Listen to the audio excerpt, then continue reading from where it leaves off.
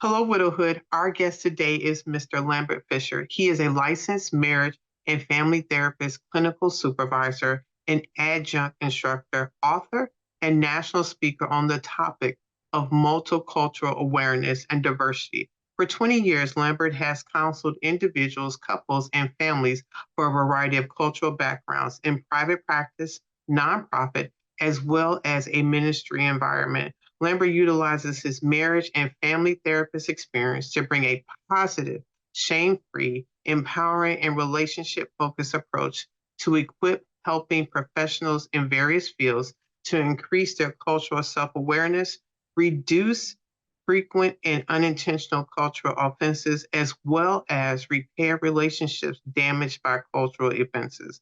Lambert's diversity made simple training has equipped over 15,000 helping professionals around the country to feel more comfortable, competent, and confident in their ability to meet a greater variety of needs for whomever they have opportunity to serve. Lambert is also the author of an award-winning book, Diversity, a Clinical Practice, a practice of shame-free guide to reducing cultural offenses and repairing cross-cultural relationships. For more information about his book, please see the links in the show notes. And this is the book that we're going to talk about today. And not only is it about diversity in just a cultural workplace, it is going to give us some tools in a diverse way so we can support people who are grieving. So if you are the one that is grieving, you can share this podcast with someone who is struggling on how to support you. Or you can use some of the things that we talk about in this discussion to articulate what your needs are to the people that love you and want to be in this space with you. Let's get into the conversation now. Many people talk about the ups and downs of married life, but no one really prepares you for life after your spouse passes away. Welcome to Widowhood Real Talk with Tina, a safe place for widows, widowers, and their friends and family to talk about love and loss. Find comfort as you listen to honest conversations between Tina and invited guests who've experienced the loss of their forever partner. Share their stories of love, grief, and healing. You are not alone in this journey. Join today's episode and discover a wealth of resources and learn how to connect with others who are traveling the same path. This is Widowhood Real Talk with Tina.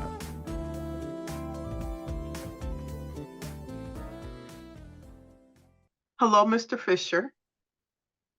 Hello, Tina. How are you? Good, and yourself? I'm doing pretty good today. Thanks for asking. Cool. Thank you for sharing your book with me. And as you can see, I have a few things that I want to talk to you about for the widowhood. And since they do not know who you are, I want to read something from the very beginning that talks about the author. It said Lambert Fisher is a licensed marriage and family therapist who received his professional training at Fuller Theological Seminary, a school with a full accredited school of psychology alongside its school of theology. Now, you guys got to get the book to read all of it. I'm just reading the highlights that I want to, snag you into. So I'm skipping down a little bit, but when you get your copy, you'll be able to know where I was at. It says Fisher offers a balanced yet effective services to those who need it, but who would, for various reasons, otherwise not receive it.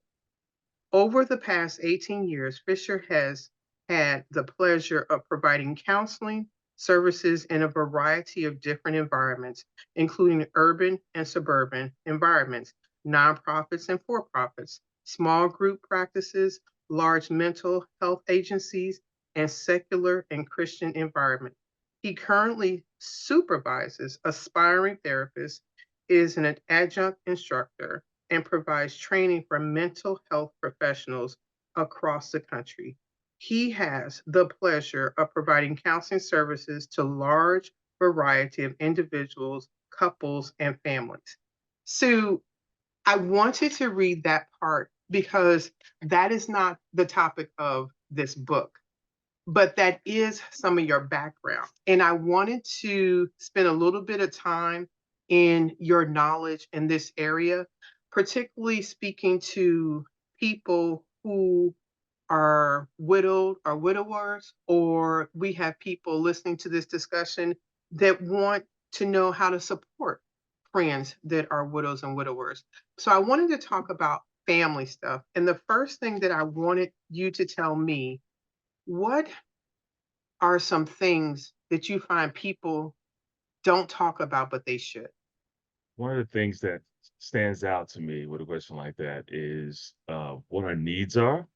And a lot of times it seems like that should be the thing that's most often talked about. People want to talk about it, but don't know how to. Sometimes it's a matter of acknowledging someone else's need to say, I don't want to ask directly what their needs are because what happens if I can't meet it? If I invite them to share and then I can't meet it, well, then I'll be disappointed. They'll be disappointed. So it'd be better if I just not ask. Maybe I'll just guess. Maybe I'll just hope. Maybe I'll just try to meet the need on the side and hope that it meets it, but not to overtly talk about it. And sometimes it's that clear communication that makes the biggest difference. But it works the same way on the flip side as well. Sometimes I don't want to share my need because what if they reject it? What if they say, good to know, but no, I don't want to put myself out there. So I'll just hope that they meet it. I'll hope that they figure it out. I hope that they do it. But it's not until we're clear about expressing our needs, learning to express our needs, learning to hear other people's needs, especially those who we care about the most, that we'll have an exponentially improved chance of meeting those needs and getting our needs met. That is interesting. And I never would have thought that that was going to be the answer. What do you, how do you come to the conclusion that people have not expressed what their needs are, whether it is in a romantic relationship or in a family environment? It's often a reverse engineering of people's frustrations, their disappointments, their anger, even sometimes, so whether it be sadness or anger at their unmet needs. As a marriage and family therapist, I get a chance to meet with one partner or both, depending on what the situation is. And the common factor amongst a lot of them is that their partner isn't meeting their need. And when it comes to why that isn't the case, a lot of times because the other partner never knew that it was a need in the first place. They were it never expressed, and the other person says, "How could you not know?" As if it should be obvious. And when you reverse engineer that, you can say, "Oh, okay, well, if we are clearly expressing our needs now, at least they have a chance." They may not have the ability instantaneously to do it, but they can learn. They can take time to figure out what's within their power to control and what's not. And at some point in time, there are going to be times when I appreciate you sharing. I don't know how to do that, and I've tried, and I may not ever be able to meet that need, but learning to figure that out, learning to express that, and being able to see your partner trying, learning, and meeting the limits of their potential still can make you feel special. Still can make you say, okay, well, maybe I have to find some other way to meet that particular need, but I appreciate the needs you've been able to meet along the way. That effort to be pursued, to be tried, in that sense of the word, can go a long way to meeting those unmet needs that are often the source of divorce, whether it be withdrawal within the relationship without getting divorced. That unmet need can be devastating. Thank you. And what I hear, communication is key in a relationship, and Yes. not just talking, but making yourself Yes. vulnerable, saying things that are clear, taking time to aggressively listen to when someone is speaking. And that may be turning down the technology, it may be in a space where you're not going to be disturbed, that I am making you the focal point of what we're about to speak about. Exactly. Yes, and a lot of times people get tired of hearing, "Well, what's most important thing? Communication." Yeah, but you hit the nail on the head. It's not just talking for talking's sake. We communicated about our day. We communicated about all the things that make me mad. It's like that's not the totality of communication, but it's that vulnerable sharing. It's showing you the true parts of myself, my hopes and my fears, my met needs and my unmet needs. And communication is a two-way street. A lot of times people think communication is just talking. I said that a million times. That's not the same thing as also have you listened a million times? Have you heard their responses or just I said it and either you meet that need or you didn't, and so I stopped listening. It's two ways. It's a skill that is to be learned, not just talking. And if we learn it together, if both people are vulnerable and willing to risk that, then you can be on a journey that can be amazing. And thank you for sharing that.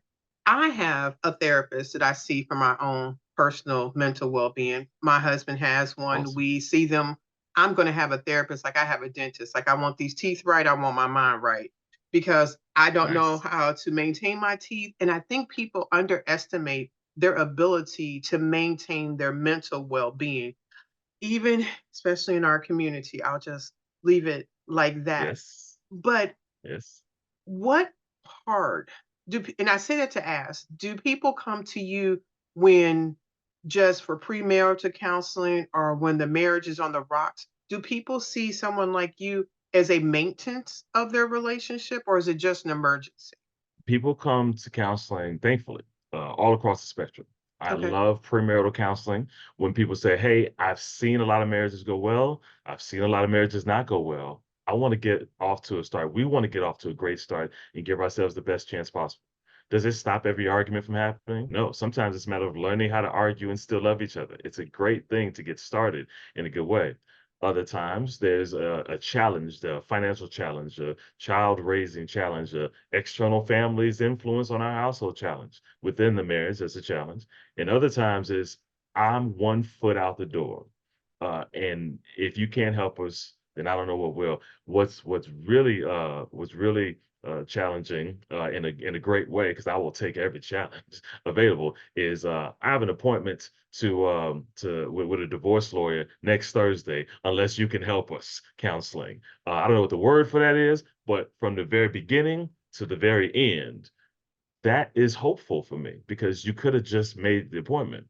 But one last ditch effort, maybe an outside perspective can help. Not because a therapist knows me better than I know myself.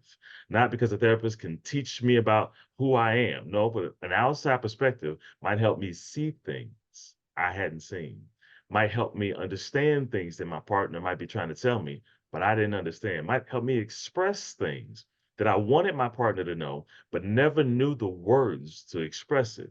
Maybe a person who's this is their profession, this is what they do, can help me do that best because that's what they're skilled at doing. Sometimes that's all it is. I'm not the expert on everybody else's life. Will never claim to be. But if I can help someone express themselves better to each other, then I help them get those skills, help them get that self-awareness, and then I back up and let the magic happen. That's where we can be a benefit all across the relationship spectrum. And it's a great honor to be welcomed into people's vulnerable spaces to do so. Thank you. And this question may not have a real answer, but this is what comes to mind. Why do Yeah. people think their spouse should just know stuff? A Like they lot go, of "Well, times it's they not. know they should know that. They should know that." Where does that come from? And that's why I said it's a broad question. That answer may suit Yeah. different men, women, but just like in general, why do people think that idea and then get upset because the partner didn't do the thing that they never communicated to them, but they just knew Yeah. they should have known that, like they're telepath. Yes, that is so common. And that the last comment is actually part of the challenge. There's two main things that I've seen that contributes to that. One is not well, neither one of them are actually a expectation that the other person read their mind. It seems like that when it's all said and done, but it's less often that. One is often a genuine desire to not have to do the work of expressing it. We have our feelings, but that doesn't mean we have the vocabulary to put those feelings into words. There's so many feelings, words available out there beyond just happy, mad, sad, and afraid. We start off with those, and then we challenge ourselves to expand our emotional vocabulary. Not everybody's emotional vocabulary has the words to really describe what they're feeling. So I genuinely hope my partner, the person who knows me the best, would just know. And when they don't, it's disappointing because I don't have the words to express, but I genuinely want you to know. And so there's that hope that they'll be able to bridge that gap magically because, well, love will just do that. So that genuine hope often gets us in trouble. The other thing I see so often, it's related but also different, is the idea that sometimes we think our way is the way. We think how we think about things is the only way to think about things. A lot of times people say, well, you think your way is the best way. It's like, no, until you said it, I didn't think there was another way. When I saw it this way, it's so obvious. Why would I find the right way to say it? There's only one way to say it. Why would I find the right way to see it? There's only one way to see it. And so it's not till you're confronted with alternative ways, you'd be like, How could you see it that way? What planet are you from? Everybody knows that whenever I hear that, oh, the conversation's over. Whenever you think that you're speaking for everybody and your partner is the odd one out, then we're not really having a conversation. But when we can own, oh, our way, our feelings are legitimate. My partner's way, my partner's thoughts are legitimate. And we can bring them together. Oh, okay. How can I express to you what's in my head? Learn what is in your head, and let's meet in the middle and say, okay, I love you, you love me. I give you grace, you give me grace. So it between those two things, that covers most relationship challenges right there. And it all boils down to a vulnerable challenge to say, how can I understand you? How can I help you understand me? And if we're both doing that, then what we discover determines the rest of our relationship. That's really good. When you were saying that, it made me think about my late husband. Our daughter Catherine was about 2 or 3, so that means we had been married, I wanna say about 5 years, and I was in the Army Reserves, and Mark was getting Catherine's, school clothes ready. She went to a private school, preschoolish sorta kinda stuff, Nice. and I think I had to go away for, like, a week or 2, and when I came back, he had ironed all of her clothing and had it in the closet. When I ironed her clothing and put it on the hanger, it looked like she was wearing it. It looked cute to me. When I went to the closet and I was trying to get her stuff around, it I saw everything looked backwards. It was like her shirt was there and then the jumper. And I'm calling Mark and I'm like, where's her stuff at? He said, yeah, since you were gone, I realized he said it took too long to do it. He put her stuff on the hanger in the order of her getting dressed. Ah, And when love I it. so first of all, I was mad because you up in my world and you didn't change my stuff around. But then I said, you know what? Exactly. Hold on for a second. Let me understand why he did it this way. And don't you know, I had to eat Yes. that crow. I was like, we got ready faster. Like from then on, her clothes were in the order that we she Love got it. dressed. So in the bottom of the hanger was her little tie. The jumper Yeah. was there, and then the shirt was on top. It looked horrible on the hanger. Believe me, when I looked at it in the closet, it didn't look as cute as mine, but it was functional. It was better timing, Love it. and it made me realize obviously we had a child together, but I need to make sure that I am engaging him in the parenting process and letting Nice. him make those decisions and not change it, because when you do something and somebody comes behind it because your way is better, it's just the way you're used to doing it, you devalue them. You make them feel like what they're talking Yes. about is not important. And when I didn't have the skill to do that, I realized Walmart was open 24 hours. I would get in the car and take myself and walk the aisles of Walmart because he needed to do what he was doing as a parent. And I needed to take myself out the equation. So if I couldn't close my mouth, I could leave because I There you wanted it go. to be productive. So, of all the Nice. things you could have done with your degree, what led you to family counseling and to do that? Well, my road to marriage and family therapy is pretty clear. For those who know from younger age, when my parents divorced, I was in middle school. And I remember the day, I remember getting on the bus the morning after learning about it. I was crying, and my fellow classmates were looking, it's like, what's wrong with you? It's like, I just found out my parents are getting divorced. And they're like, oh, that's it? Oh, you late. Everybody else's parents divorced. I was like, wait, what? Huh? And after that point, I started looking around in a way that I never looked around before, looking for intact relationships, married or not, intact relationships that I can model after. Because if I couldn't find that in my home now, and I knew I wanted to eventually have a relationship that lasted, who was I going to model after? Who's going to show me the way? And I realized there was not nearly as many as I thought. There was either relationships that got divorced, relationships that never made it to marriage in the first place, or just everywhere in between. And eventually, after scouring relationships, family, community, everywhere, and finding a very small percentage, I discovered that there's a whole career field called marriage and family therapy that could teach me the skills to have a long lasting and happy marriage. And I mean, along the way, in exchange, I'd have to help other people along the way to do it. And I said, great, that's an awesome deal. Sign me up. And I've loved it ever since. The not only learning things that I could put into place in my marriage, but also to help others learn that skill because there's a genuine desire to have that. You don't nobody goes into a marriage expecting there to be a trap door to have an out. They go into it hoping, but then common traps get in the way. And so it wasn't me doing something better than somebody else. It's me doing something along with everybody else. Hey, come along this journey. I'm learning it right along with you. There's ups and downs, there's challenges. I'm human. We're all human. But let's learn to avoid some of the common traps and learn to personalize it to our own relationships.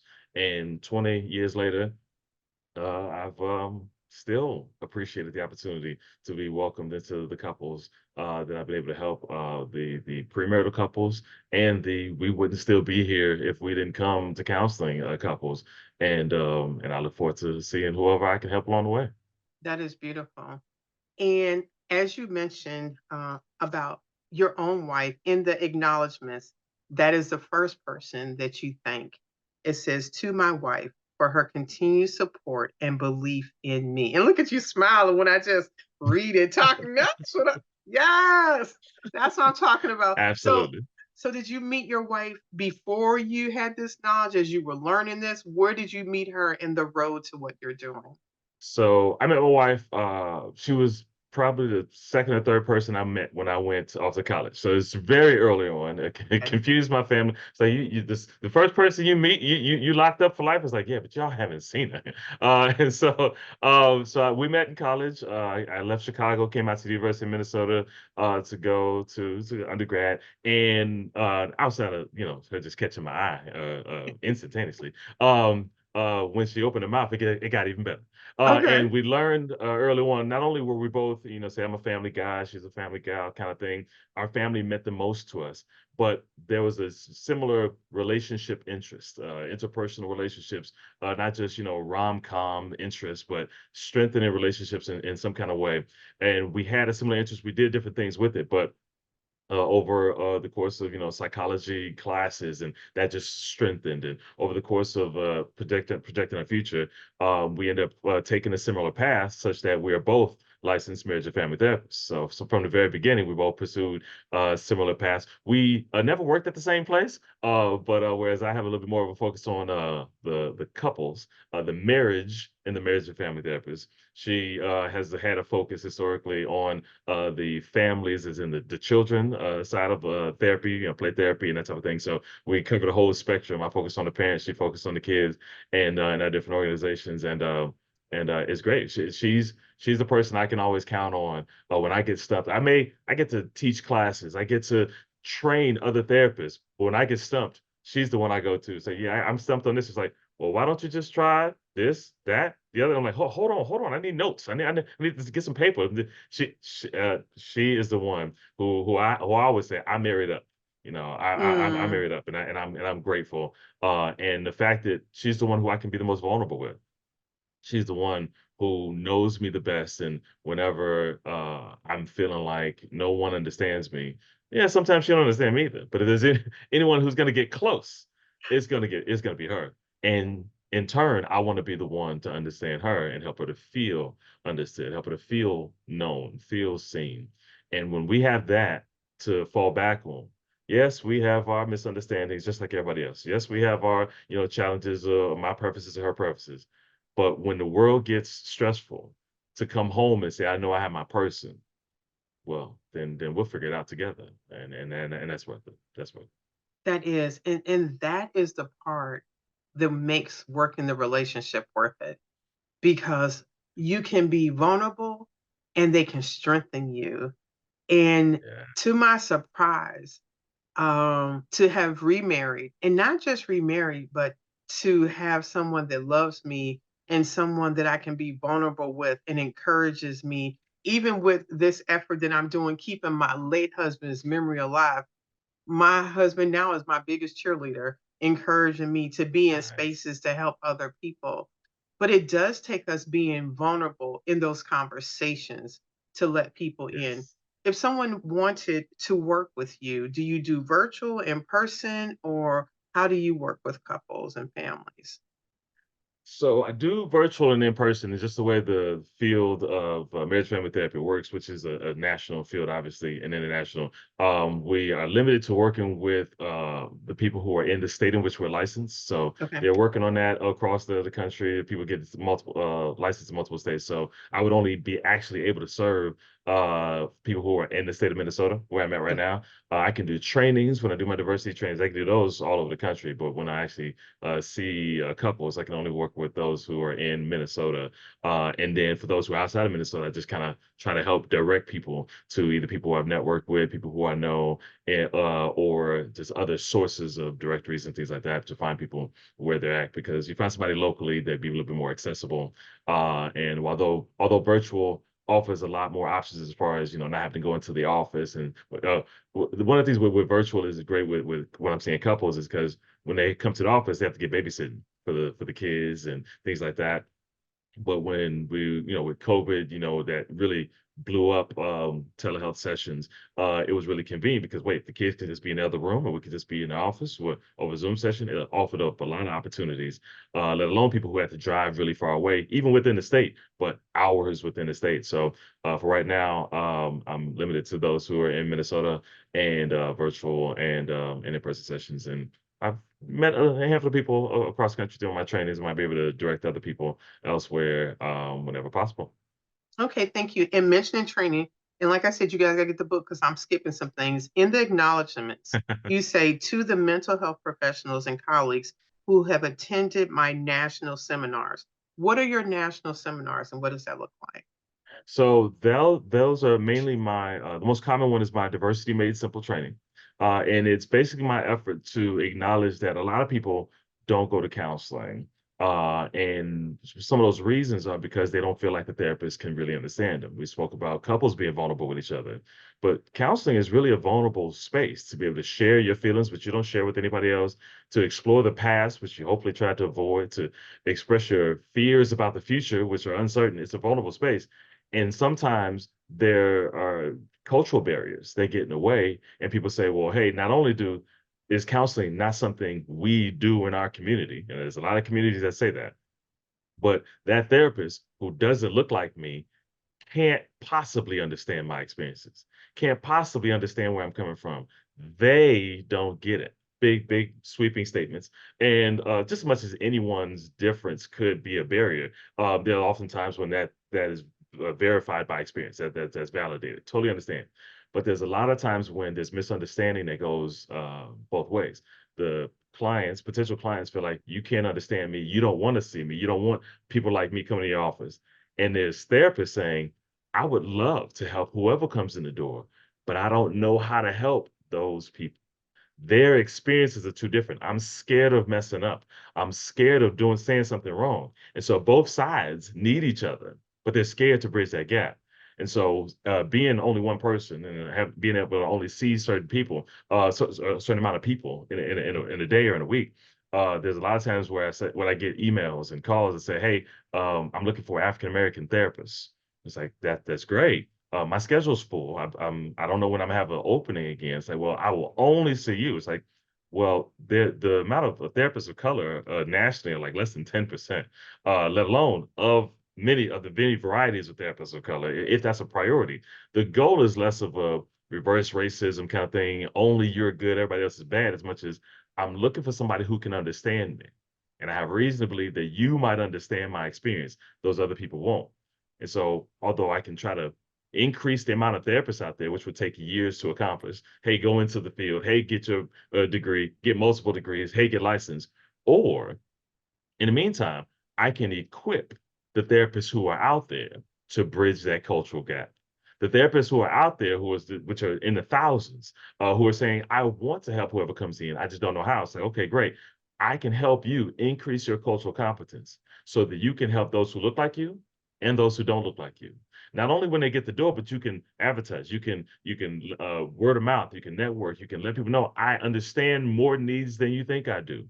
I can meet different needs. I can help you improve. Even though we're not the same in every single area, I'm learning more and more every day. I will not make you responsible for my learning. I can pleasantly surprise you with what I can understand. And so I go around the country training mental health professionals into increasing their cultural competence and helping them avoid the fears that are stopping them, bridge the misunderstanding gaps, and be the leader in the room to be able to pleasantly surprise anyone who's willing to give them a chance that they can meet those needs as well. And so to date, I think I've crossed over 20,000 people who come to my trainings. It's a great honor, coast to coast, east to west, north to south. And what's great is I've encountered a lot more pleasant surprises than opposition. A lot of times people ask me, it's like, well, how does it feel to have to force people to do that diversity stuff, to have to pressure people into increasing their cultural competence? It's like, that hasn't been my experience. My experience has been a lot more people saying, I want to, I just don't know how. And when they leave, they say, okay, I don't know everything there is to know about everybody, but you've given me the tools to not only have the confidence to believe that I can, but you give me the confidence to know some things that can help me with my client that I'm seeing tomorrow. And then I'll keep on learning as I go. And that helps me feel like I'm helping people in communities everywhere have a better chance if they take the leap. If they say life is getting too stressful, I got to take the leap anyway. Maybe I'll go see one of those therapists that don't look like me, and it won't be in vain. It won't be that big of a risk because they'll be like, I thought it was gonna be more painful, but you understand more than I thought you do. Even though you don't look like me, even though we don't come from the same place. Let's see how far this goes. And then they can use many of the tools they already have, but to bridge those gaps. And so that's why I call it diversity made simple, because it's demystifying diversity. It's a practical and shame-free perspective. That's why I title that part in the book to say it's not about shame and judgment, because that makes people do less. It's not about being polarizing. Who's right, left or right, black or white, or everything in between. It's like, no, it's no matter what similarities or differences we have, we can work together in a healthy way. And a lot of people have resonated with it, and a lot of people are being helped around the country. It's great. And so thank you for sharing that. Widowhood, you always hear me talking about your mental well-being. And in case you haven't figured this out, I'm having this conversation with Mr. Fisher because I want you to see it from a therapist's perspective. I want you to get the inside scoop because when we are struggling with grief, and that rolls into deep depression, that can roll into so many other things that can make our life spiral out of control. I don't want that for you. I want you to have a healthy way of being able to manage your grief. And sometimes that requires having a partnership with a mental health professional that can give you those coping skills. And sometimes the only time we're talking to them is about grief. I want you to get the inside scoop from a clinical perspective and understand what they're doing. That it's like you'll meet a Mr. Fisher in your area or your walk with life and what they're being trained and taught. Because you may be going, why are they talking about this? Because I want you to be in the know. And that was an excellent segue into your book. And I thought it was very interesting. And I'm taking my little tabs off one by one.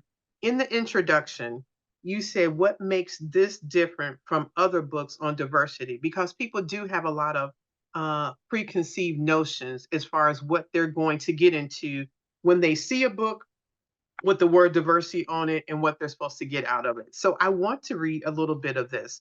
Many individuals have expressed a desire to attend training on the topic only to find the material presented in a way that created feelings of shame, guilt, and fear. Others have expressed that the information presented was so deep and focused on the history of various cultural groups that they left with an appreciation for people different than themselves, but they only felt more incompetent, as the information simply highlighted how they did not know. In light of such experiences, the goal of this book is to offer a balanced, practical, and applicable perspective on the topics and to help you feel more confident and competent on matters of multicultural awareness and diversity. I don't even know if you have anything else to say after reading that and what was written, because to me, I think people need to know the level of effort people are going through to try to meet them at their place of need and recognize what they don't know and try to fill that information so they can be helped. Yeah. Yeah. One of the most common comments I get in my live trainings, I do them online as well, but when I'm in person, get to fly somewhere, have a conference hotel room and on one of the breaks, full day trainings. And somebody comes up to the break and says, you know what, so far, this isn't like those mandated diversity trainings my employer has me go to. And I conspiratorially look back at them and say, and what was that like? And they say, well, When they the spend the whole radio time voice, saying, and what was that yeah, like? and they say, well, they spent the whole time saying, I shouldn't have to tell you this, but, and you should already know that, but, and if you're not doing this, how can you consider yourself a professional? But, and it's shame, shame, judgment, judgment. And if you don't do this right, then there's going to be, these are the policy and procedures that's going to, the consequences like, ooh, ouch. Oh, it's all about what you're not supposed to do. It's all about the bad consequences, as opposed to embracing the opportunity to learn about other people, inviting people to strengthen relationships, inviting people to better interactions with their coworkers and things like that, highlighting the things that we can accomplish and how we can do it together, as opposed to do this or else. That's not what motivates. That makes people do less out of fear, as opposed to lean into things that can be better policy and procedure, better interactions one-on-one with the people they care about the most. It's the same things that work for colleagues, for bosses, for people you lead. And I don't know how, whether it's in one of the tabs that you have, but since we led into it with the previous conversation, I do not consider myself a policy and procedure professional. This isn't coming from some business minded thing. It comes from my foundation as a marriage and family therapist, because I've helped couples learn how to love each other despite their inconvenient differences, despite their why would you do it that ways, despite that's not how it was done in my household. And when you take those same lessons learned and Hmm. you superimpose them upon, that's not how we do things in my culture, that's not how we do things where I'm from, in the business world, in universities and colleges and nonprofit organizations, it's a lot of those same lessons that need to be learned. Your difference doesn't make you a bad person. The inconvenience, what needs do you have that stem from your community of culture of origin that are different than what we needed in my culture of origin? It's like a lot of those same needs are benefited from some of those same skills. And so that's one of the other reasons why a lot of people resonated with my training, because it's not teaching the same lessons that the HR department is doing. It's not saying these are the policy and procedures. These are the type of emails you have to send or else. These are the type of documents, the type of the meetings you have to lead or else, as much as how can you understand your colleagues better? How can you meet their needs and invite them to meet yours in a way that is not punitive? It's the same lessons just put into practice in this big, deep, often scary topic of diversity in a very positive and shame-free way. And so far it's changing interactions, it's changing relationships.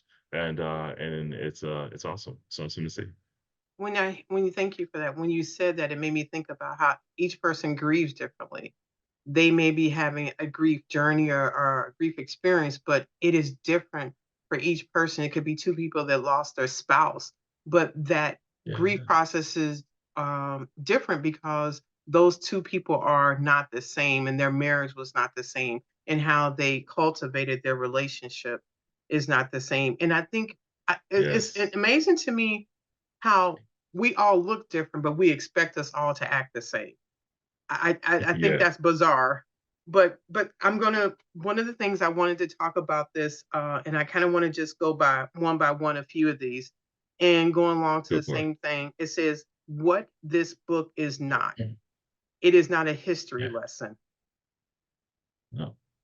Yeah, it's not a lot of times. I've never read history, watched a documentary, or read a book, and instantly felt compelled to do anything differently.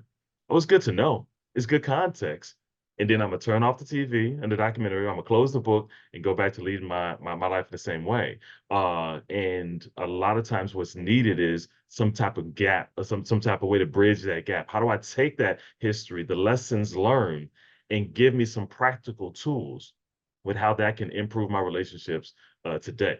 If I can do that, then the history matters in a practical way. Yes, history matters in the grand scheme of things about how things came to be, but how is it going to matter today? How can I learn that lesson? And so a lot of times people have gone to trainings that are just history lessons, like we're going to teach you about the history of this group and the history of that group. Bye. Go do something with it. It's like you haven't taught me, you haven't equipped me in how to do it. So no, the book isn't a history lesson. It's a practical guide. It honors history. It acknowledges the influence of history, but it is very practical. So no, it won't stay a history lesson. Definitely. Okay. It is not a is not a political debate. No, absolutely not. One of the things I've cultivated as a marriage and family therapist is I need to be prepared to help empower and equip every couple who comes into my office, not just the ones who voted the same way as I did. One of the greatest compliments I've ever gotten is not a testimonial I can put on my website. One of the best compliments I've gotten is the fact that or after how do I confidentially say this? After one of the recent elections, that we had a number of elections, I saw a couple in the morning, and they came into my office, and the first thing they said when they walked in the room was, "Whoa, what does that mean for me and my family now?" And what they were saying was they went to bed thinking they had one set of neighbors. And they woke up with things spray painted on their driveway to let them know they did not have the neighbors they thought they had. Because the people who won the election it made them feel emboldened to express things that they didn't feel as emboldened to say the day before. So they said, whoa. And I had to help them sit with the devastation of what that meant for them and their family. Hours later, that was in the morning, in the afternoon, same day, another couple came into my office and they said, whoa. Start off the same way. First thing they said, whoa. But what they finished that sentence with was, whoa, we pulled that one out of nowhere, right? As if to say their desired candidate had won. And they were encouraged by that and what that meant for their relationship, their community, their country.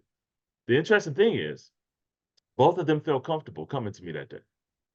It Mm, wasn't, I feel comfortable coming to my therapist because I think you voted the same way as me. No, no, no, no.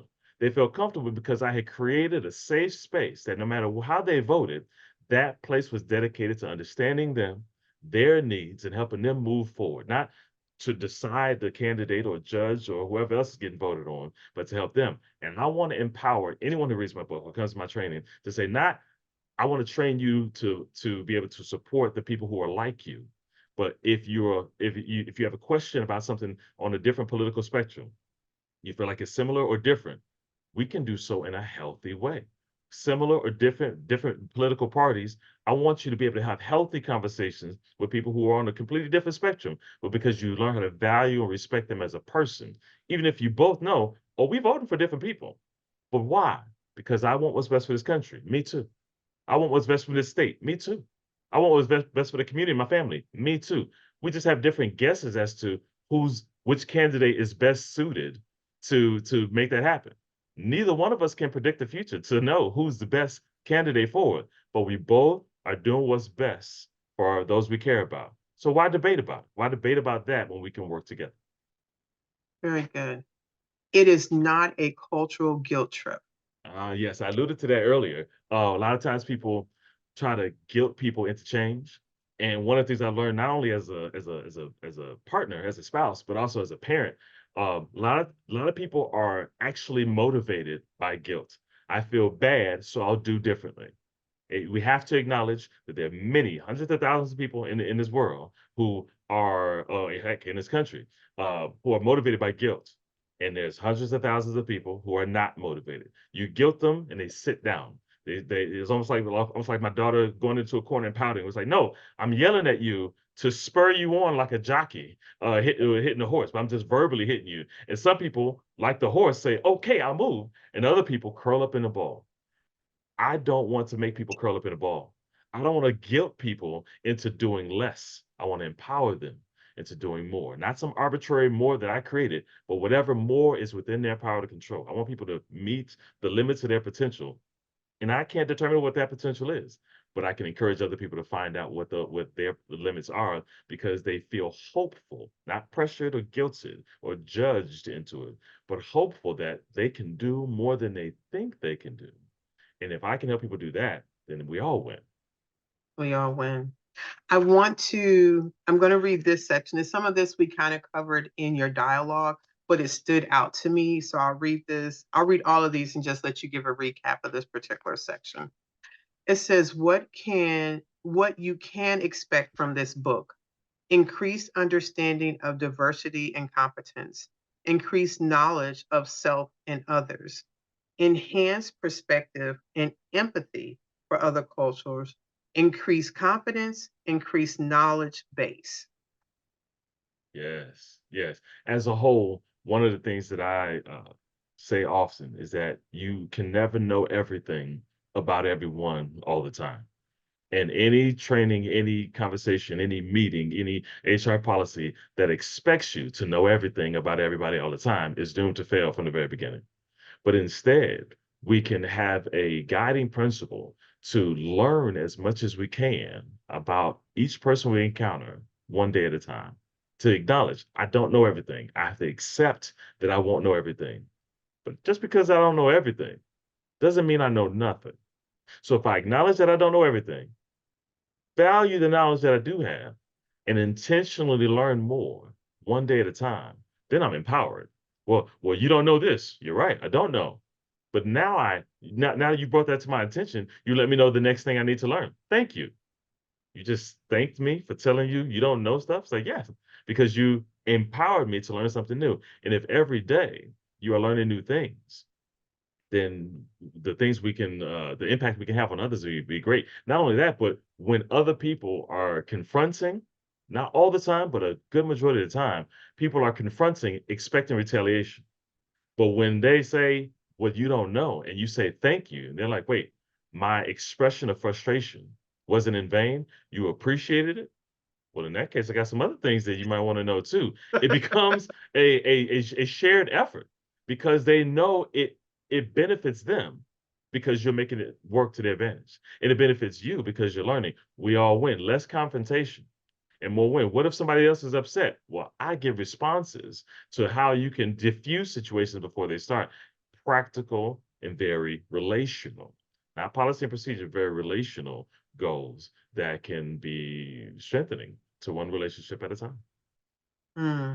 Very well said. So that was, I would say, the broad strokes of the book and sort of getting that reader warmed up. And what I will say, and then I think you've alluded to that already, the book of diversity really spurs off of what you learn from the relationships. And those Yeah. relationships are still some of the things that people use when they're supporting someone that is grieving. That you're taking time to understand this person may be grieving for 20 years, this person may be actively grieving for 1 year, but just holding that space with someone and validating that their feelings are real. And sometimes it requires you to ask questions instead of making assumptions because there are things we just don't know. And there's value in something you said about someone realizing that you are trying, that you are working, that you have not silently quit in the relationship, because too often people who are, I will say, actively grieving, sometimes people in their life, because they don't know how to be there, will disappear. And that person that is grieving not only has lost their loved one, but now they are losing living relationships because we don't take the time to invest in people and see what they're doing is different and just sit with them in that process. There's a lot of crossover skill set, soft skills that you can take from this book and apply in a lot of different ways.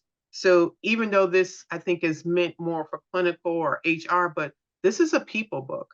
This is a book with Absolutely. everyday skills that people can use to show up in people's lives and to just look at it from a different perspective. The skills are so transferable, and that's why I do. A lot of times people think diversity is just about race and ethnicity. Like, that's just a starting point. Diversity just means being different. We can be different ethnically, we can be different politically, we can be different socioeconomically, we can be different in our family roles. And so a couple who has only known being parents has to learn how to interact healthily with couples who are not parents. They say, oh, when are you going to start a family? It's like, well, actually, we are a family, the two of us. If we expand our family, that's our choice. But no, we're not waiting to start a family. That's a conversation that some people can have confidently and some people don't. And a lot of times people don't even realize what the impact of some of the things they say. It's not about right or wrong, but it's recognize, oh, I never thought about how somebody else could be experiencing me. And so when you add in your different widow experiences, it's like, oh, what does that mean for you and how you experience family relationships in the same way that you used to differently? How a new relationship will be compared to an old relationship was like, if you only have one experience, well, that's not how marriage is supposed to go. And your new partner says, well, that's what marriage will look like between the two of us because I have different needs. Are you willing to be in a relationship with me and learn my needs, or only try to meet the needs you learned to meet before? It's the same transferable skill. It is not easy. It is not easy to learn something new, to acknowledge that there is another way that may be worth learning. But when you show that you genuinely care about the other person, it's a good skill to learn. It's a good skill to learn, and you don't have to be perfect at it. But like I said before, you try to learn something new. Help me to see things from your perspective. I haven't had to learn. I didn't learn that perspective growing up. I didn't learn that perspective from my first spouse. But I'm willing to learn you.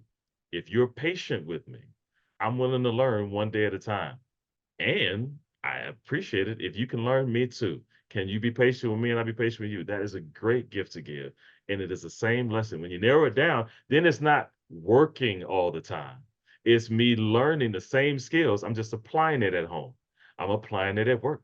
I'm applying it in the community, which makes it a lot less work in the quote unquote work sense and more a skill that can benefit you every day of your life.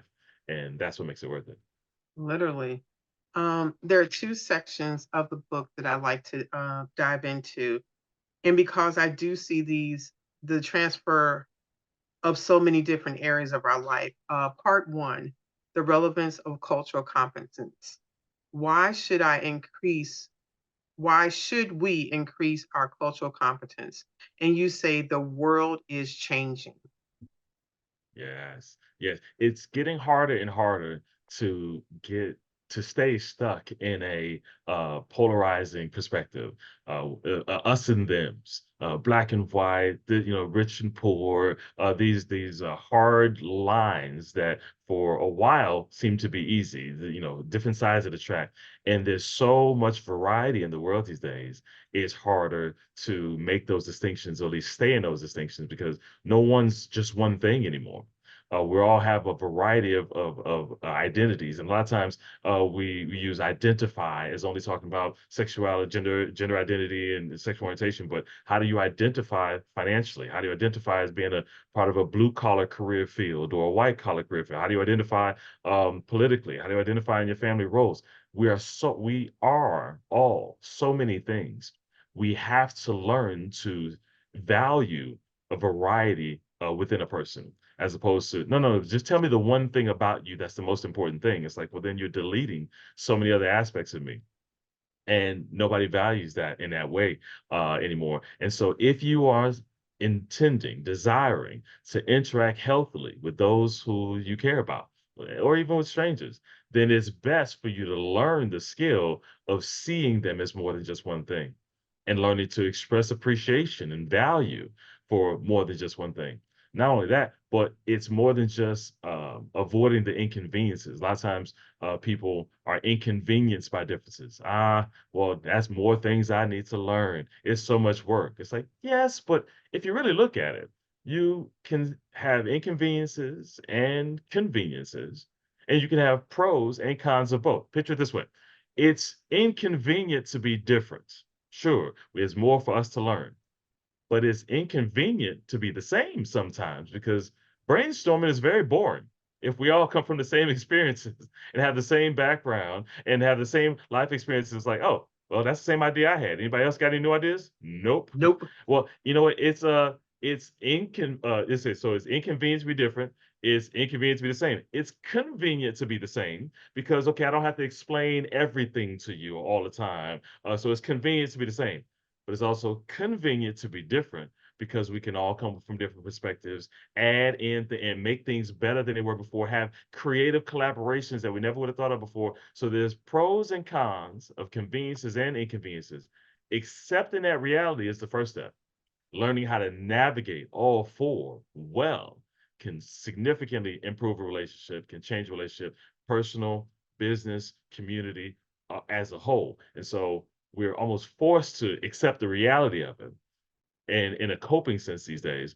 But to learn to master it, to learn to lean into it, can separate you from a lot of other leaders or colleagues or whatever in your community, and allow you to strengthen relationships as opposed to polarize them.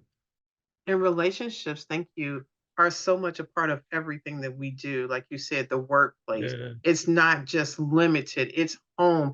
It's the person you meet at the grocery store. It's your Uber or Lyft driver. Yes. It's your barista. Showing up and seeing people authentically who they are is an investment, and it's also a choice that we make. One of the Yeah. other things you said about why we should increase our cultural competence. Cultural competence decreases the likelihood of inaccurate evaluation, incorrect diagnosis, and poor treatment outcomes. Yes.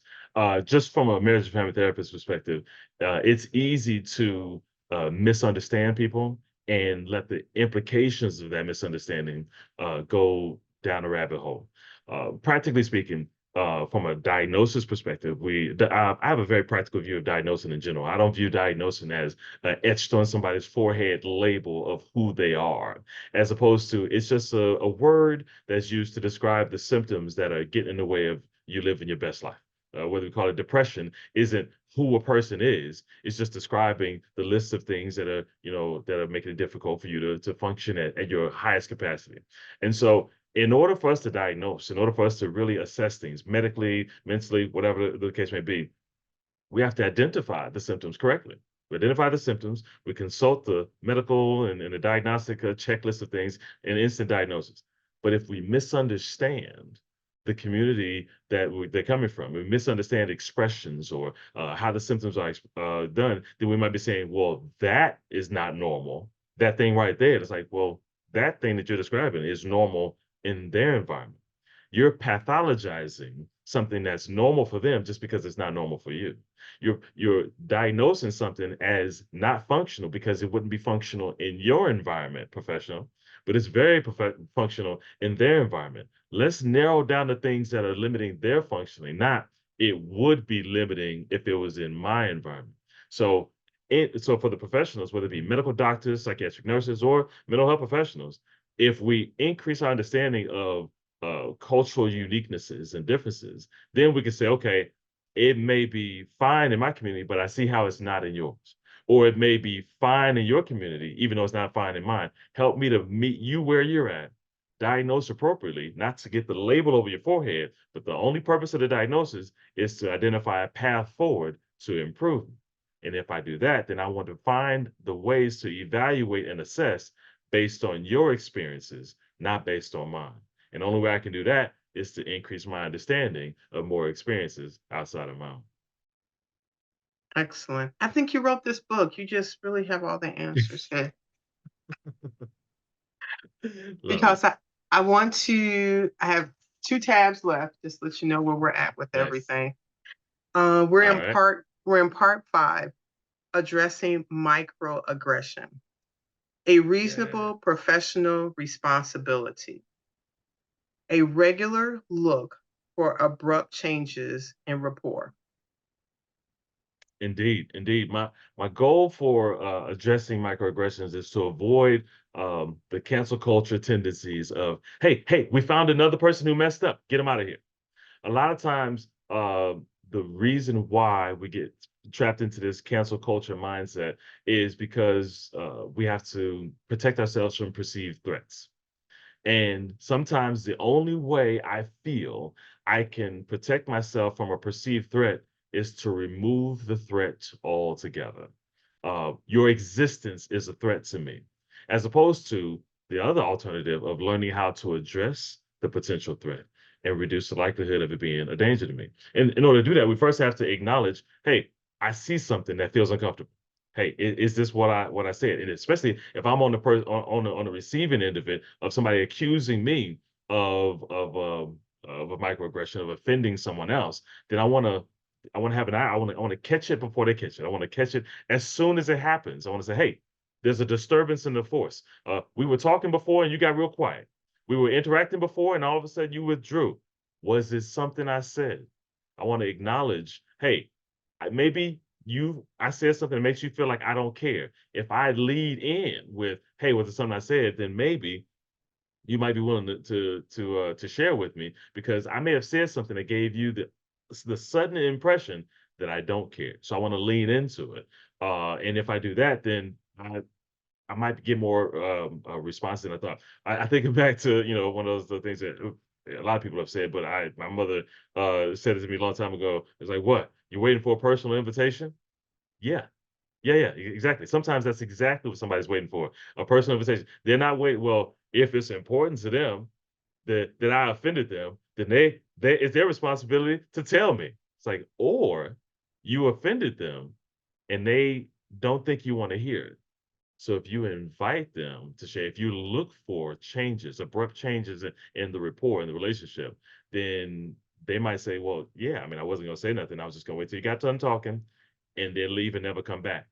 But if you're a glutton for punishment, if you want to know, then yeah, when you said this, I was offended. And then you can say, wait, no, that's not what I thought. But then you can address it. But you have to first start by seeing what their concern is. The next word in this section is resistance. And then also you talk about non-compliance, withdrawal, and early termination. And you kind of touched all those in what you just said there, but I just want to see if there's anything else you want to add there. And also it says own the impact of microaggression and innate healing to the relationship. Yes. So resistance is often that pushback. A lot of times, if you experience pushback and you don't think you did anything wrong, then you don't see the back. All you see is the push. And you're more likely to say, oh, wait, why are you being aggressive with me? I didn't do anything wrong, not realizing that they think they're reacting to something you did. So I always encourage people to say, well, if you feel push, ask yourself whether it's pushed back by something you didn't realize you did, an impact you unintentionally had on them. We don't have to waste time defending ourselves against, well, that's not what I meant to do. We can have an undesired impact without the intention. And so that's why I speak of resistance. A lot of times you get resistance, it's really pushback. But then if you see something, if you see a disturbance in the force, well, then say something. It's okay to say, I'm sorry for something I did. A lot of times people get real cautious with I'm sorry because why should I say I'm sorry if I didn't do anything wrong? That's fair. But you don't have to be sorry for a bad intention. You can be sorry for an unintentional impact. I'm sorry that something I said caused you pain. No, I didn't intend to. But if you only say I didn't intend to, then it makes it seem like that's the most important thing. You hurt me. Well, I didn't intend to. So you feel better, right? No, I don't feel better. I need you to acknowledge you hurt me. So if you see something, say something. Own the impact, not the cause. And then, more important than whose intentions it was, initiate healing. Say, okay, I see something was wrong. I had an undesired impact that I didn't intend to. I'm sorry for the impact that I had. How can I make it better? Regardless of whether I intended to or not, you felt hurt from me. What can I do to reassure you I am not the threat that you fear that I am? Moving forward, I want to show you there's not going to be a repeated experience. You don't have to go all out. You don't have to cancel me to protect yourself. I'm on board working with you to protect yourself from future harm. I happen to know that it was accidental. I happen to know I'm not a threat intending to hurt you. How can I reassure you in action moving forward that I'm not the threat that you fear that I am? Leading with that often diffuses some of the defensive protection efforts. And it's not how do I combat the fight? It takes the wind out of their sails because they were ready for a fight. They attack, you defend, they get offended by the fact that you invalidated their hurt downward spiral, as opposed to, I hate it when you did that. Sorry. Uh, Thank you. It takes some of the wind out of the sail, and then you can work together to have a healthy relationship moving forward. It's a beautiful process. It is. Um, my last tab here. We are in social justice and finding your role. Know Indeed. your role as an advocate. Yes. A lot of times people view advocacy as only one thing. Either we're an activist with picket signs and the bullhorn, and a lot of times people say, well, that's just not me. That's not my personality. I don't go on the riots or the protests, which are not the same thing, by the way. I'm not one of those vocal people to do that kind of thing. I'll just sit off to the side and do nothing, as if those are the only two options. Is either inaction, complete passive, do nothing, or lead the charge. And there's a lot in between. You can have direct activism, which is advocating, speaking up on behalf of somebody else. That's great. But you can advocate in indirect ways. You can have a role. Sometimes, if you think just the active protest, a healthy protest, nonviolent, bringing attention to an issue, there's people at the very beginning helping make the signs that don't go out into down the streets. There are people who equip with the water bottles and help equip and help make the calls, things that they can do separately. Sometimes it's just funding. People think, oh, that's just throwing money. It's like, no, but they need the funds to do things. It's funding certain causes. Other times it's just word of mouth. Hey, did you hear about this? Yeah, I heard about this. Can you believe what's on the news? They obviously think that. Well, actually, I heard a different perspective that made it seem a little bit different. You can advocate in your home across the dinner table. You can advocate one-on-one with a colleague. It's all contributing to healthier conversations. Some more public, some less public. But sometimes you can plant a seed that will eventually get to a decision maker. You can plant a seed that can make healthier conversations. And when it comes to votes and petitions and things like that, you can find your role in helping have healthier conversations, even if you're not one of the vocal ones. As a whole, the goal is to help create healthier decision making and healthier relationships. Because at the end of the day, the people who do have the ability to make those decisions are doing it with the influence of the people around them. And so you can have an impact even if you're not publicly doing something. Well said. Two more sections here, and they may kind of blend into each other. Know your role, support.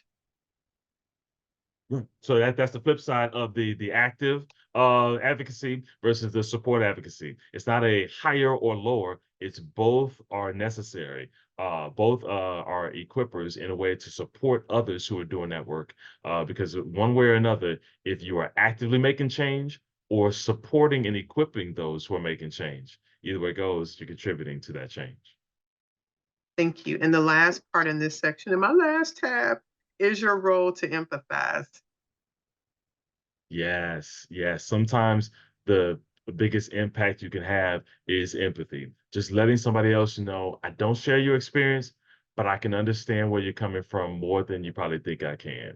And helping people not feel alone is sometimes enough. Even if you can't change my situation, making me feel like you at least understand my situation can help me feel like there's hope.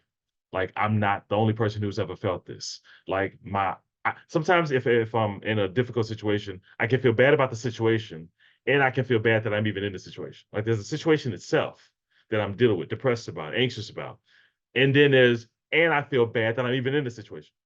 By offering empathy to somebody else, it's like I don't have the solution to your problem, but that makes sense. You're not the only one. That if I was in your situation, I'd probably feel that way too. A lot of times empathy sounds like I've shared your experience exactly, which is not the criteria for empathy.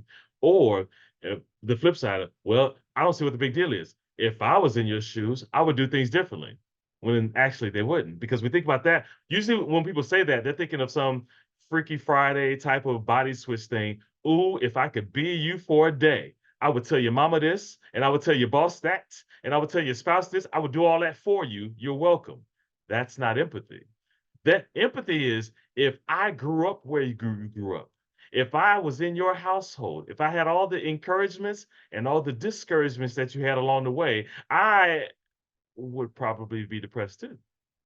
If I had all your hurts, I would probably be sad too. I would probably have just as little hope as you. I can understand where you're coming from. Not exactly because I've been there, but I can fathom, I can validate it makes sense. How can I come alongside you to help? Even if you don't have the solutions, empathy doesn't have to mean sameness, but just being able to put yourself in somebody else's shoes, not for a day, but as a whole, and helping somebody else say, I probably feel the same way too.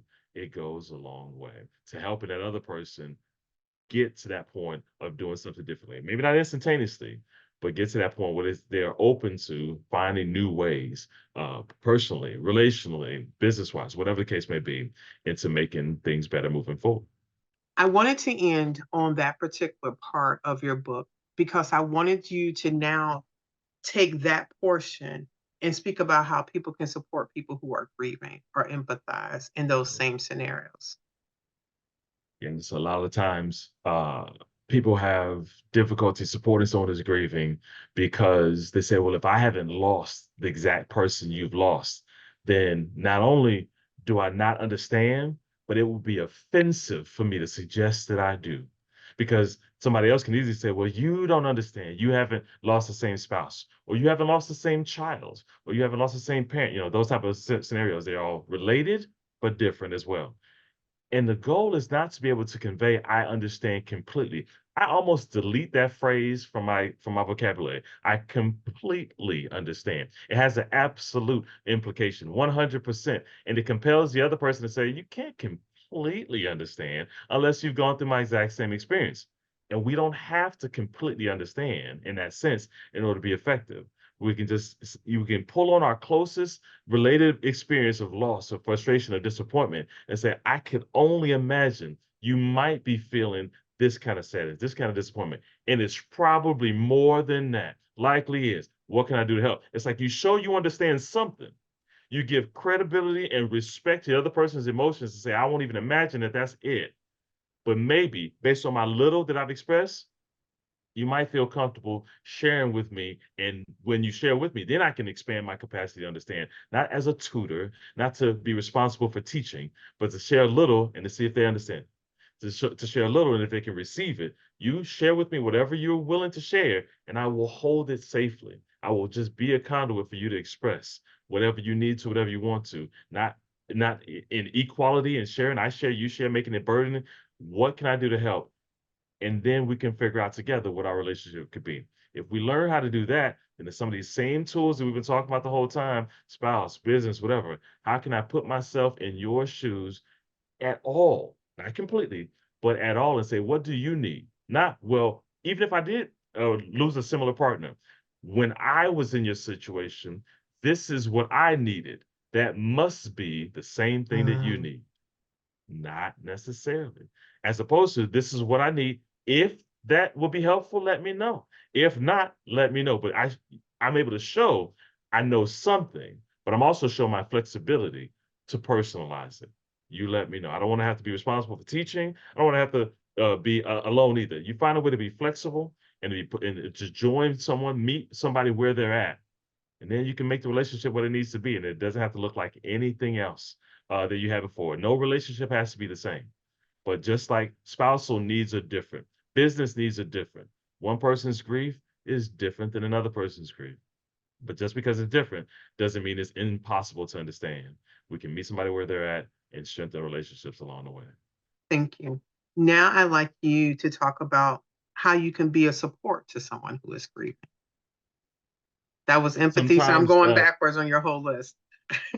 Yeah, yeah, no, it's great because sometimes if I'm targeting just that aspect, sometimes it's being present without necessarily needing to solve. And if you are able to be a space where somebody can share, offer what you have to offer, and let them decide whether it's helpful or not. Sometimes it's initiating, but sometimes somebody may not have the words to say what they need, and so say, okay, well, I'm not going to assume this is what you need, but this is something I found helpful. This is something that somebody else has found helpful. I will offer it, and maybe the only thing you have to offer is a reluctant thank you. Yes, I appreciate that, as opposed to asking, initiating. Offer what you can, be completely flexible if it's rejected, because not you are rejected. If you say this is what I want to offer, and somebody says thanks but no thanks, then the worst thing you can do is say, well, fine then. See if I try to offer you something again, as opposed to no, completely understand. This is helpful for some. It may not be helpful to you, but I wanted to offer something so you wouldn't have to always ask. But I do want to make myself or make it clear that if you have something you want to personally ask, I'm here as well. I can't guarantee I can do everything, but whatever I can do, I'm happy to be here for you. So that invitation, that empathetic invitation can go a long way. I appreciate the way you said that because when you are in the throes of grief or deeply grieving or how you want to express that. The last thing I need is a checklist for you to have added something else to my plate because you want to do something Yeah, and now I need to think about what to ask you. Or you have decided on something and you try to do it, but it just doesn't meet my needs. And I say, no, thank right. you. And you have now made it about your feelings versus Yeah, where I'm at and what I am going through instead of just saying, yes, let me find something they do need because I want to exactly. support them. I want to take something off of their plate and help them in this journey that they're on. So you do have to put what you would think talking about yourself on the back burner so you can show up for that person that needs you to carry some of the load down. Absolutely. I've been transparent this whole time. My diversity efforts are sparked and motivated by my couple's efforts, and this conversation is motivated by as well. I think of the very common conversation that happens in households everywhere. Where do you want to eat? One spouse says to another, "It's like I don't know. Pick something." And the other spouse says, "What about Italian? Nah. What about Mexican? Nah. Barbecue? Nah. Well, then just tell me where you want to eat. I don't know." It's like, well, you know something, but you don't know everything. And sometimes I tell that first the partner who's giving out the ideas, sometimes the best gift you can give is that multiple choice. You initiating those ideas. It seems like a waste of your time, but it's actually helping that person narrow down. You narrowed down 8 ideas down to 4. I don't know which one, but it was a gift. And you what you also gave was you took the responsibility off of them to choose. You allowed them to muster. All they could say was a yeah or a nah. That's all they had to give. You didn't judge them for it. You said, "What as many ideas as I can throw out there, I will give you the gift of not having to think about all those ideas, and I won't be inconvenienced or burdened." By the way, in a similar kind of way, it's like, "How can I help?" I don't know. I don't know. Well, I can do this for you. Nah, no thanks. I appreciate that.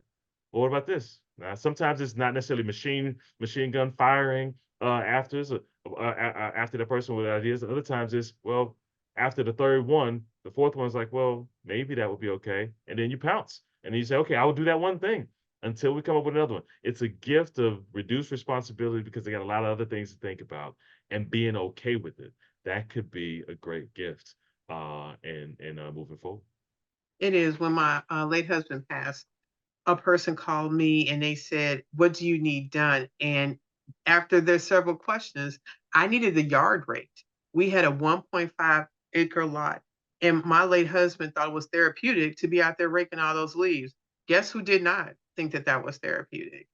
I literally was in the yard raking the leaves and just full on emotional, standing in the yard thinking about him raking those leaves, and probably stood out there time elapsed, and I could not do a simple task like raking the leaves. So for this person to call me and say, "Yes, I will be there and I will rake those leaves," it may seem like a very minuscule task, but when you have to do the thing that your loved one did or it elicits all those emotions, it is monumental for someone to lean in and to be able to, when they say, "Whatever you want me to do," and then I ask you and then you tell me no, no, you need to say yes because you use those absolute words of anything. And so when he showed up and did that, I couldn't even bear to watch him rake the leaves. And it just took that burden away. And being able to support people who are grieving is huge. And so the other one that I want to talk about is how to be an advocate for somebody who is grieving.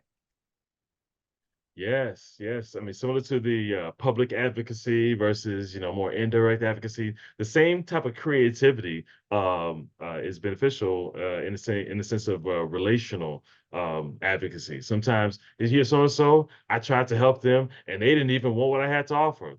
And instead of just saying, "Oh, what? I can't believe that," you can say, "Well, actually." Sometimes, and then you offer that different perspective. Sometimes it's not what it seems. Sometimes it's a matter of that may not be exactly what they need, but this other thing could be helpful. Like advocating on behalf of somebody else, not to solve the problem, not to declare I know exactly what they need, but to help express someone else's feelings. To say, hey, hey, hey, are you asking them 50 questions? I think 5 was good. Give them a break. And before you come back, I'm glad that you have 50 ideas. Space them out a little bit. What? You're advocating on behalf of them because you're observing. You can't speak on behalf of somebody because, well, I didn't need that, so they must not need that as well. That's not advocacy. But based on your understanding of their needs, your understanding of their expressions, as you learn more, then speak up on behalf of somebody else trying to learn more, not to share someone else's business, but as you see someone else trying and say, hey, it was helpful for me when I asked things this way, it helped them to express their feelings. When I learned to shut up this way, it helped them to feel more present and safe. And so it's like, oh, wait, so you're not just telling somebody to shut up, you personalize it. It helped me to calm things down and slow things down.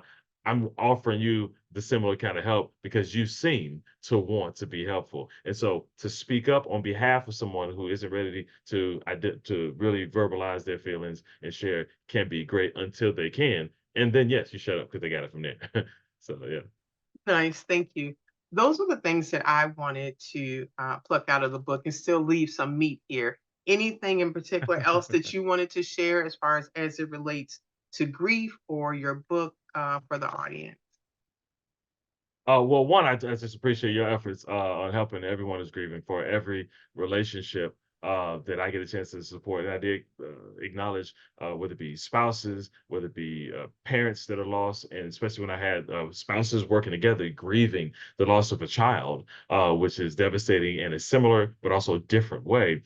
I appreciate your efforts to offer a place that's validating and supportive because there's not a lot of places doing that. And just hearing of other experiences and hearing ways to do it, it's giving people language for words and feelings that they never needed to know, needed to have before. So I just appreciate those efforts. And yes, it is a similar conversation across grieving, across marriage, my marriage counseling efforts, as well as the diversity efforts. We all need to find a way to put ourselves in a variety of people's shoes. Diversity in different sides of the track and different cultural experiences, relationships, one spouse's experiences versus another, or even grieving, somebody who's grieving differently or grieving in a way you never grieved before. How can I put myself in someone else's shoes from their perspective, their feelings, their hopes, their fears, their worries, their needs, their unmet needs? And how can I help come alongside of people and help them feel you're not alone? Uh, we're here. And to learn how to do so a little bit better every day. You don't have to be perfect. You don't have to get it right all the time, but your effort to try separates you from a lot of people who aren't even trying. And your efforts will be rewarded and it'll be better at it now, one day at a time than it was before. Very good. And thank you. I think, and I'll drop this bit of tea now. Our family, because Mr. Fisher is my cousin, that we come from a group of people that show up and serve. That we come from a group of people that lean in and we don't run from hard times. That we lean into Absolutely. that. Two questions I have, and then I'm gonna flip the script a little bit for you. Go One, for it. what gives you joy? Ooh, Didn't see I that will coming. easily say, yeah, I can easily say making people smile. Gives me joy.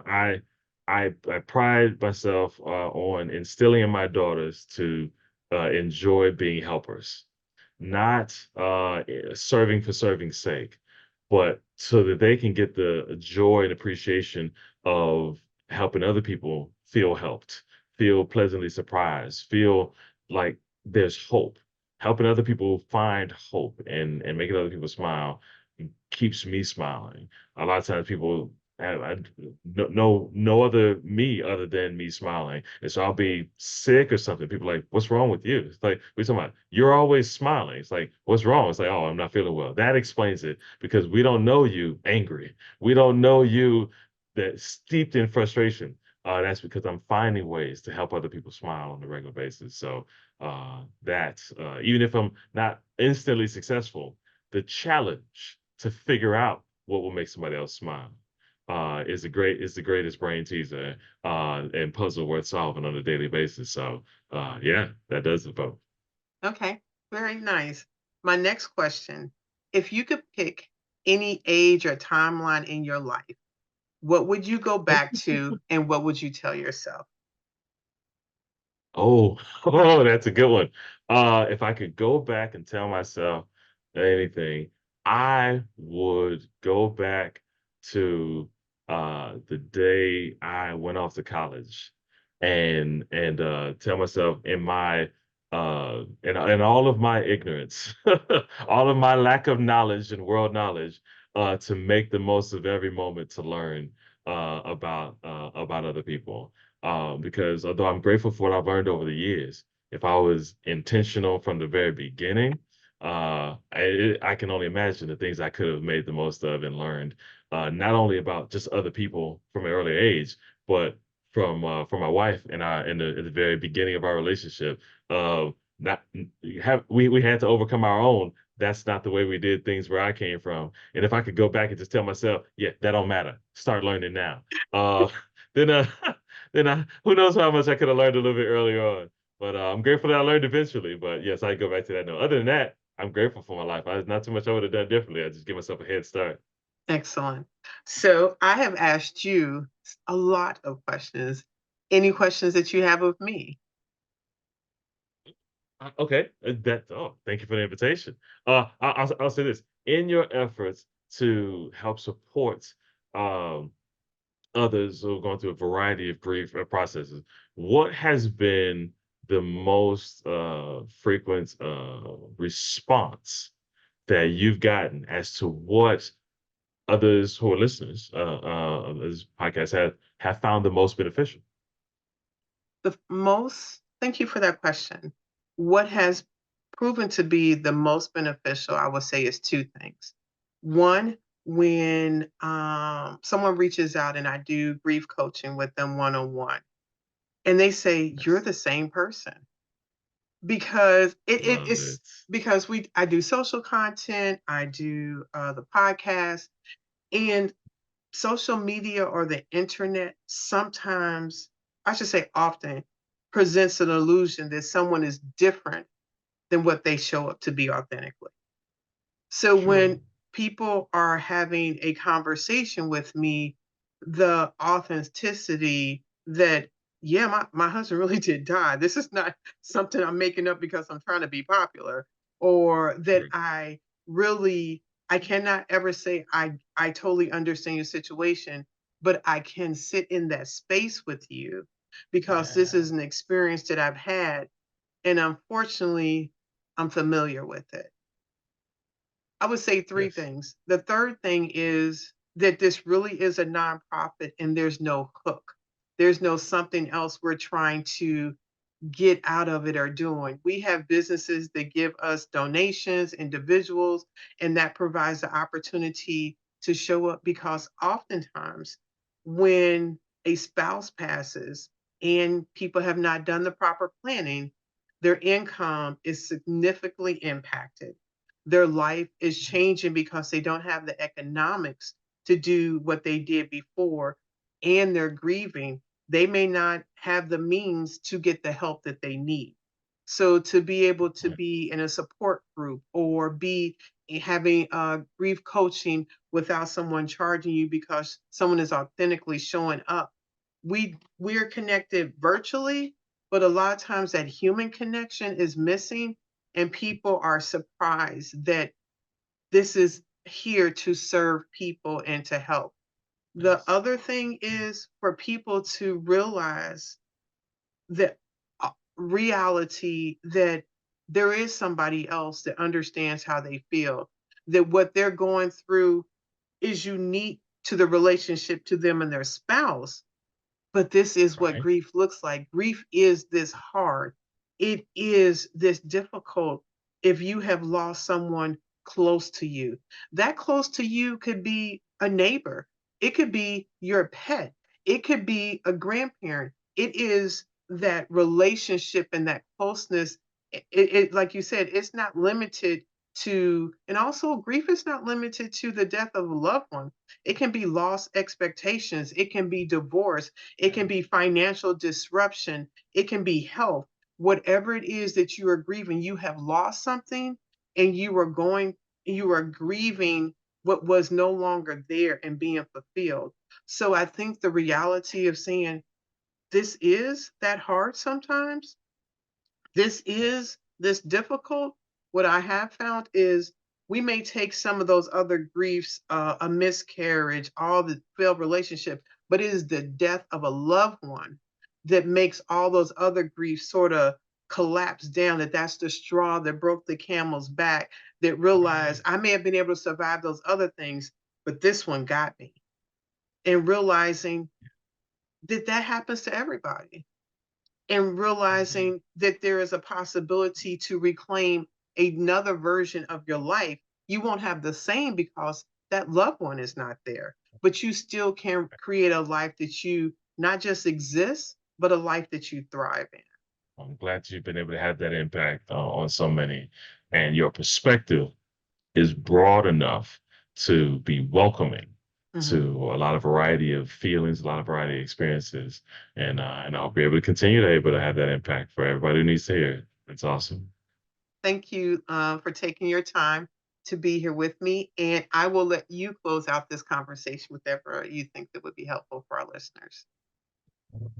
Oh, well, at this point, my main thing is to try to be as open as possible to the variety of needs around you, whether it be family, friends, community, coworkers, or just the environment as a whole, to try to see the needs of those around you, the unmet needs of those around you, meet the needs that you can, and acknowledge the ones that you can't. But if we're all trying to be that for each other, not focusing on the same or different polarizing, you're for me or against me, but how we can all find ways to strengthen our relationships together, then yes, the world can be a better place, but your direct interactions with people on a daily basis can be that much more improved. And I hope everyone who is listening can find a way to be that for somebody around them. Thank you so much. Widowhood, thank you for being here with me through this conversation. And in case you didn't catch it, Lambert is my cousin. And I am so excited to be able to share the work that he is doing in this book with you and helping you empower yourself. If you have someone that you recommend being on our podcast, someone that you think maybe even yourself, please send me an email at widowhoodrealtalk@gmail.com. I would love to hear from you or who you recommend. Or if you have topics that you think that would be helpful for the podcast, please send them in. Thanks for being here with me. I'll talk to you later. Bye bye. Thank you for spending another episode with Widowhood Real Talk. If you found the contents of today helpful, share the episode to anyone you know who may need it. Subscribe to the show and tune into Widowhood Real Talk each week. Then visit widowhood-realtalkwithtina.org to join the community and access additional resources. Remember, you are not alone in this journey.